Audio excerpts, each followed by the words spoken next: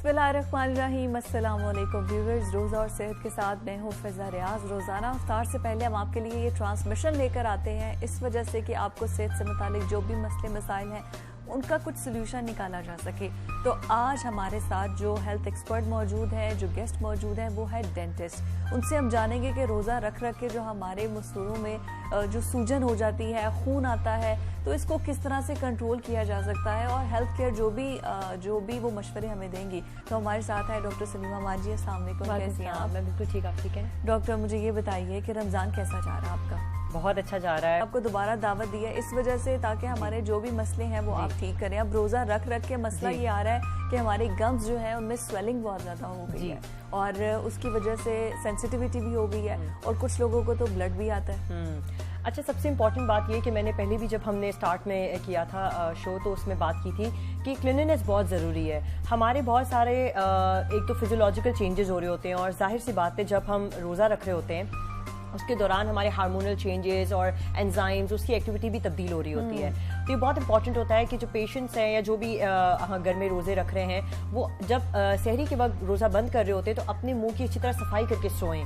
क्योंकि एक लंबे अरसे तक और एक आप सब फिजियोलॉजिकल चेंजेस में आ रहे होते हैं तो आप कुछ आवर्स तक की जब स्टार्वेशन में होते हैं तो वो आपकी गैसेस जो है वो निकल रहे होते हैं मुंह के अंदर, आपके स्टमक के अंदर।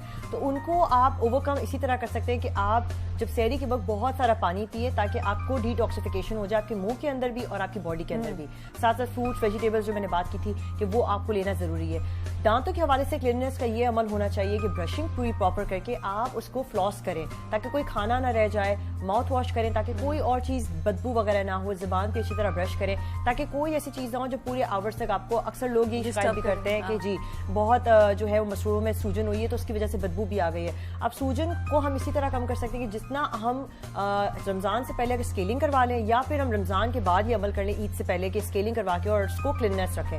अगर आप नहीं कर सकते, ज़ाहिर रोज़ा टूट जाएगा दौरान आपके रमज़ान में रोज़ों के, तो फिर आप ये अमल कर सकते हैं कि आप अपनी क्लीननेस यानी कि आप ब्रशिंग, सफाई, फ्लॉसिंग और साथ साथ माउथ वॉश। अच्छा, सहरी के बाद आपने बोला कि जैसे आप सहरी कर ले उसके बाद शाम में कब करें? शाम में आप जब इफ्तार कर लेते हैं ओपन अपना तो उसके बाद आप ये अमल कर सकते हैं। आधे घंटे बाद का आपको टाइम होना चाहिए, फौरन अलाउड नहीं होता क्योंकि जाहिर सी बात है उस वक्त कीड़ा अपना काम नहीं करता। मैंने बात की थी हमेशा से 30 मिनट्स बाद का हम जो है रिकमेंडेशन देते हैं टाइम कि आप उस टाइम पे जो है वो अपना क्लीननेस करें आफ्टर इफ्तार ताकि वो जो आपने कोई भी चीज़ ऐसी खाई है मीठी या कोई भी तो वो अच्छी तरीके से क्लींस आउट, कैविटीज ना बनाए। बिल्कुल, क्योंकि बहुत सारे लोग जो होते हैं वो मुझे लगता है रमज़ान के अंदर इतनी ओवर ईटिंग पे आ जाते हैं कि वो हर चीज़ को खा तो रहे होते लेकिन वो ब्रशिंग नहीं करते और फिर क्या होता है एक्सीडेंटल लाइफस्टाइल में चले जाते हैं, सो जाते हैं तो वो हजम भी नहीं होता खाना सही तरह और क्लीननेस भी नहीं होती तो वो एक चीज़ एक लंबी उसमें जारी होती है।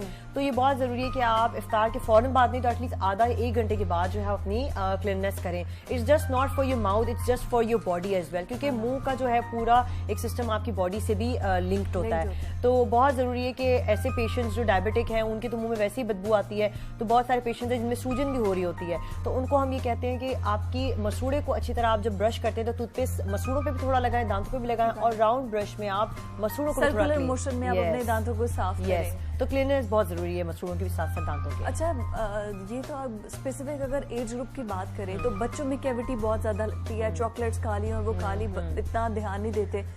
हमारी एज में ठीक है थोड़ा बहुत सेंसिटिविटी हो जाती है, कुछ मसला हो जाता है लेकिन फिर भी इतनी स्ट्रॉन्ग कुव्वत मुदाफत होती है कि वो इतना इफेक्ट नहीं करती। लेकिन जैसे जैसे एज बढ़ती जाती है दांत कभी दाढ़ निकलवा दी, कभी उसकी फिलिंग करवा दी, कभी उसको कवर करवा दिया और 50 के बाद तो दांत निकल ही जाता है। अच्छा, इसमें एक बहुत अच्छी बात है, आपने बहुत अच्छा एक पॉइंट रेज किया है। इसमें ना गिज़ा की भी बहुत, न्यूट्रिशन की बहुत बड़ी एक रोल आती है। इंपॉर्टेंटली ये कि अगर मशरूमों के लिए बात करूँ तो आपके लिए जो हम ज़्यादातर कहते भी हैं टोमेटोज आप बहुत ज़्यादा लें, टोमेटो का इंटेक इतना ज़्यादा लें, कक्यूम्बर का इंटेक ज़्यादा लें, वाटरमेलन का इंटेक ज़्यादा लें। They are watery and they are antioxidants. Carrot हम कहते हैं कि गाजर ज़्यादा लें, इसके अंदर भी एंटीऑक्सीडेंट है, गाजर के अंदर कैरोटीन है और अगर आप लाइपोकीन देखें तो टोमेटो के अंदर वो एंटीऑक्सीडेंट है। तो एंटीऑक्सीडेंट का काम ये होता है कि वो मसूड़ों को हील अप करता है। अक्सर बहुत सारे पेशेंट्स हमारे पास आते हैं और वो मसूड़ों के मसलों के साथ आते हैं और छालों के साथ आते हैं और गालों पर बहुत सारे अंदर मसले बने हुए होते हैं, स्वेलिंग होती है, यस, वो कहते हैं छाले बने हुए हैं। तो हम उनको कहते हैं कि आप टोमेटो लें, जितना टोमेटो लेंगे तो उसके अंदर एक एंटीऑक्सीडेंट लाइकोपीन होता है जो कि हीलिंग इसकी एक्टिविटी होती है, तो वो बहुत इंपॉर्टेंट इंपॉर्टेंट होता है। गाजर हम कहते हैं कि आप ज़्यादा लें क्योंकि उसके अंदर भी antioxidant, that is also good for your eyes as well. जितना आप एजिंग हो रहे होते हो, बच्चों की अगर मैं बात करूँ तो बच्चों में आप अगर वेजिटेबल और इनकी ज़्यादा खुराक लाएं, जैसे बच्चे अगर आपसे मांगते हैं ना बीच बीच के बफर टाइम्स में कुछ खाने को, तो आप उनको चॉकलेट चिप्स ना दें, आप उनको खीरा काट दें, कैरेट्स काट दें, गाजर, टोमेटोज काट दें। मैं अभी से, मेरी बेटी 2 साल की, मैं कोशिश करती हूँ कि मैं उसके अंदर ये हैबिट डालूं। जाहिर है उसको भी अट्रैक्शन आता है कि वो कभी कोई और चिप्स ले ले, कभी और कभी कुछ इस तरह के एग्जैक्टली। लेकिन आपके पास ये ऑल्टरनेट होना चाहिए कि आप कितना अट्रैक्टिव बच्चे को प्लेट में सर्व करते हैं ताकि उसके दांत, उसकी जो है वो आगे सारी जो उसकी सेहत है वो सही रहे। तो ये बहुत इंपॉर्टेंट है कि आप किस तरह न्यूट्रिशन उसको प्रोवाइड करें। तो ये तो एक मसूड़ों की बात हो गई कि जो मसूड़ों के लिए आपके जो है डाइट कौन सी इंपॉर्टेंट है। दूसरी बात, हम दांतों के लिए दूध का भी कहते हैं, बच्चों में जो है वो दूध की बहुत खुराक हम कहते हैं, कैल्शियम मिलता है। यस, दही लें, चीज लें, हम बहुत कहते हैं। ये ऐसे कॉम्पोनेंट्स होते हैं जो डेयरी प्रोडक्ट्स होते हैं जिसके अंदर ज्यादा दूध और ये जो कैल्शियम्स होते हैं, वाइटामिन्स होते हैं। ये सिर्फ मैं बच्चों के लिए नहीं कहूँगी, मैं कहूँगी बड़ों के लिए भी बहुत जरूरी है, बिकॉज वो जब एजिंग भी कर रहे होते हैं तो वो उस टाइम पे इस चीज की जो रिजर्वायर्स होते हैं वो खत्म हो रहे होते हैं। तो हम कहते हैं कि ओल्ड एज के अंदर भी आप ये कर सकते हैं कि आप उनको दूध की बहुत दें, आलमंड्स बहुत दें, बादामें वगैरह। बच्चों में अक्सर हमसे पूछते हैं पेशेंट्स आके कि हम बच्चों को बादामें दे सकते हैं। यस, क्रश करें और उसको हर चीज में डाल के दें। कभी उसको कोई खीर बना के दे दें, कभी उसको कोई चीज बना के दे दें। चीनी का इस्तेमाल कम करें, उसकी जगह गुड़ इस्तेमाल कर लें अगर टेस्ट करना है तो आपने शक्कर या गुड़ इस्तेमाल करें। तो ये एक विद एज डिमिनिश होती है। एग्जैक्टली। तो आप ये हम ये रिकमेंड करते हैं पेशेंट्स को कि वो ज्यादा बादाम पिस्ते ज्यादा खाएं। अगर ज्यादा रोजाना इतनी ज्यादा नहीं तो 2 अगर आप ले सकते हैं आलमंड्स यानी कि बादामें, वो ले लें। साथ साथ थोड़ी सी आप वॉलनट्स ले लें। ये सारी चीजें हम कहते हैं कि आपकी खुराक में होनी चाहिए। सैचुरेटेड फैट्स हम मना करते हैं, हम उन्हें कहते हैं मोनो पॉली सैचुरेटेड आप लें फैट्स अगर लेना भी है, जो अच्छे फैट्स होते हैं जिसमें आप ओमेगा जो होती है, फिश ऑयल्स जो होते हैं, कॉड ऑयल्स होते हैं, वो हम कहते हैं कॉड लिवर ऑयल्स वगैरह चीज़ें लें आप। फिर हम कहते हैं कि सब्जियां ज़्यादा इस्तेमाल करें। ये हम एजेड के लिए बात कर रहे हैं। जितना कम हो सकता है आप बीफ लें क्योंकि वो आपको हैवी और आपको कोलेस्ट्रॉल बढ़ाने में ज्यादा वो कर लेता है exactly. तो वो आप मना करते हैं। रोजे की हालत में तो वैसे भी मुझे नहीं लगता कि लेना भी नहीं चाहिए, इतना हैवी डाइजेस्ट भी नहीं होता। बिल्कुल। और गर्मी है तो फिश अभी तो लोग नहीं लेते, लेकिन फिश लोगों के लिए अगर मैं सर्दियों की बात करूँ इट्स वेरी गुड।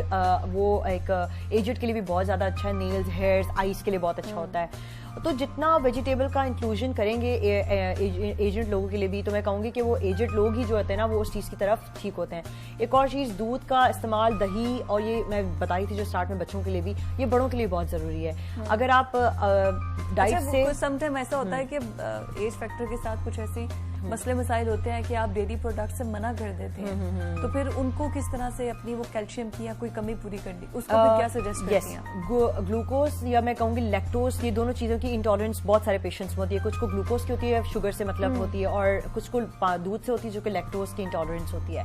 तो हम कोशिश करते हैं हम उनको एंश्योर देते हैं। और अगर वो शुगर पेशेंट तो फिर उनको गुलसरना का हम रिकमेंड करते हैं, लेकिन वो डेली आपको लेना जरूरी होता है। इन पेशेंट में जिनको डायबिटिक बहुत ज्यादा है तो वो गुलसरना लें, आप पानी में मिक्स करके वो ले लें। That is also completes the diet of your milk.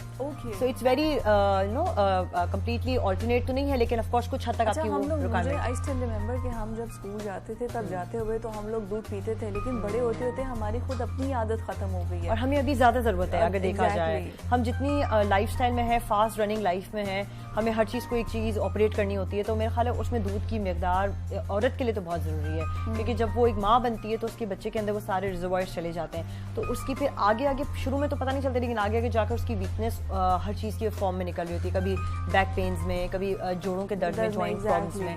तो दूध तो बहुत जरूरी है। I think it's very important. और अगर आप देसी या खुला दूध अच्छा नहीं ले सकते हैं तो आप डब्बों का दूध ले, लेकिन दूध की मिकदार आपकी बॉडी में। ये भी एक बहुत बड़ा मसला है, प्रिजर्वेटिव्स जो दूध कर देते हैं, क्या ये भी वो ठीक है, उसकी इतनी हिफादियत है? मैं इक्विवेलेंस तो नहीं कहूंगी, लेकिन यस ये कहते हैं कि डब्बे वाला दूध अगर वक्ती तौर पे खत्म हो जाए, अगर आपने आज ओपन किया है और आप एक दिन में खत्म करें तो इसकी वही एफिकेसी रहेगी।